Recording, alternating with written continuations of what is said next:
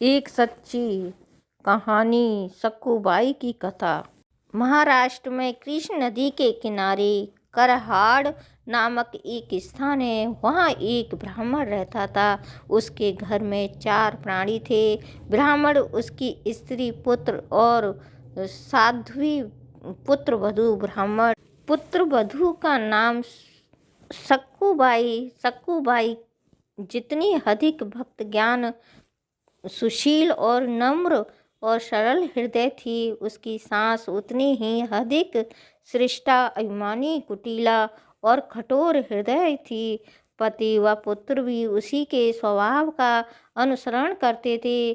सक्कूबाई सुबह से लेकर रात तक बिना थके हारे घर के सारे काम किया करती थी। शरीर की शक्ति से अधिक कार्य करने के कारण उपस्थित रहती, फिर भी वह आलस्य का अनुभव न करके इसे ही अपना कर्तव्य समझती। मन ही मन भगवान के त्रिभुवन स्वरूप का अखंड ध्यान और केशव, विठल, कृष्ण, गोविंद नामों का स्मरण करती रहती थी। दिन भर काम करने के बाद भी उसे सास की गालियां और लात घूंसे खाने पड़ते थे। पति के सामने 2 बूंद आंसू निकलकर हृदय को शीतल करना उसके नसीब में भी नहीं था। कभी कभी बिना कसूर के मार गालियां की बौछार उसके हृदय में शूल की तरह चुभती थी, परंतु अपनी शील स्वभाव के कारण वह सब बातें पल में ही भूल जाती। इतना होने पर भी वह इस दुख को भगवान का आशीर्वाद समझकर प्रसन्न रहती थी। सदा कृतज्ञता प्रकट करती थी। मेरे प्रभु की मुझ पर विशेष कृपा है जो मुझे ऐसा परिवार दिया, वरना सुखों के बीच में रहकर मैं इन्हें भूल जाती और मोह बस माया जाल में फंस जाती। एक दिन एक पड़ोसी ने उसकी ऐसी दशा को देखकर कहा, क्या तेरे पियर में कोई नहीं है जो तेरी खोज खबर ले? उसने कहा, मेरा पियर पंढरपुर है। मेरे माँ बाप रुक्मिणी कृष्ण हैं।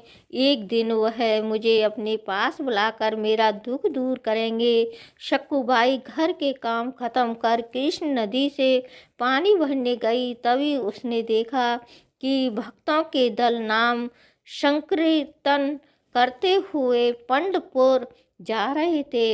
एकादशी के दिन वहाँ बड़ा भारी मेला लगता है। उसकी भी पंढरपुर जाने की प्रबल इच्छा हुई। वह घर वालों से आज्ञा का मिलना असंभव जान पड़ा। उस संत मंडली के साथ चल दी।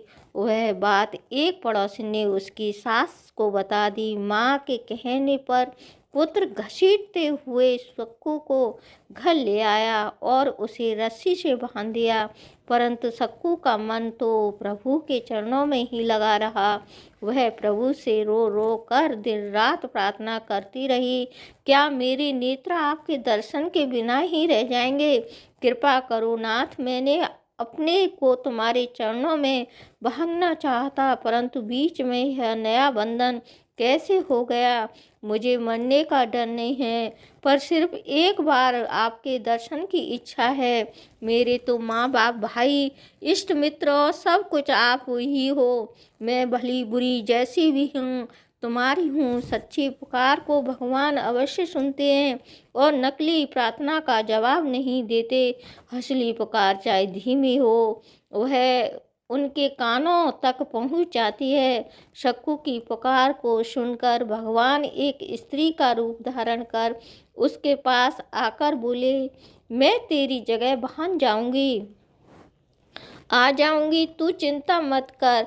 यह कहकर उन्होंने सक्कू को बंधन खोल दिए और उसे पंढरपुर पहुंचा दिया। इधर सास ससुर रोज उसके पास जाकर खरी खोटी सुनाते। वह सब सह जाती। उनके नाम स्मरण मात्र से माया दृढ़ बंधन टूट जाते। वह भक्त के लिए सारे बंधन स्वीकार करते। आज सक्कू बने भगवान को बंदे हफ्ते हो गए। उसकी ऐसी दशा देखकर पति का हृदय पसीज गया। उसने शक्कू से क्षमा मांगी और स्नान कर भोजन के लिए कहा। आज प्रभु के हाथ का भोजन कर उसके पाप धुल गए।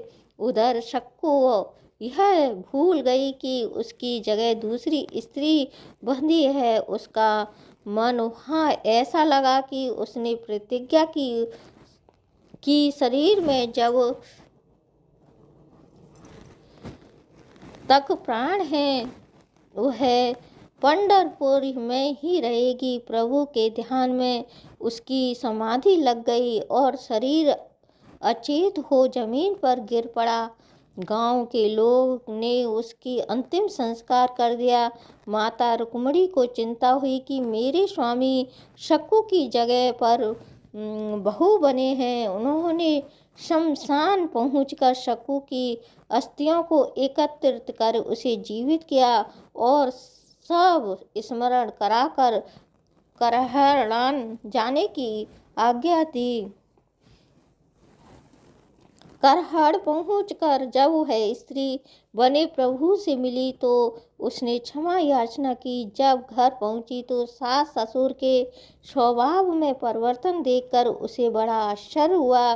दूसरे दिन एक ब्राह्मण शक्कू के मरने का समाचार सुनाने करहड़ आया और शक्कू को काम करते देख उसे बड़ा आश्चर्य हुआ।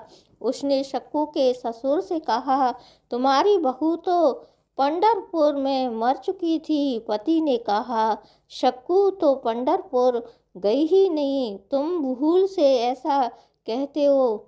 जब शक्कू से पूछा तो उसने सारी घटना सुना दी। सभी को अपने कुकर्तव्यों पर पश्चाताप हुआ, गलती पर पश्चाताप हुआ। अब सब कहने लगे कि निश्चय ही वह साक्षात लक्ष्मीपति थे। हम बड़े ही नीच और भक्तिहीन हैं। हमने उनको न पहचान कर व्यर्थ ही बांधे रखा और उन्हें न मालूम कैसे कितने कलेश दिए। अब दोनों के हृदय शुद्ध हो चुके थे और उन्होंने सारा जीवन प्रभु भक्ति में लगा दिया। प्रभु अपने भक्तों के लिए क्या कुछ नहीं करते। बोलो सच्चे दरबार की जय।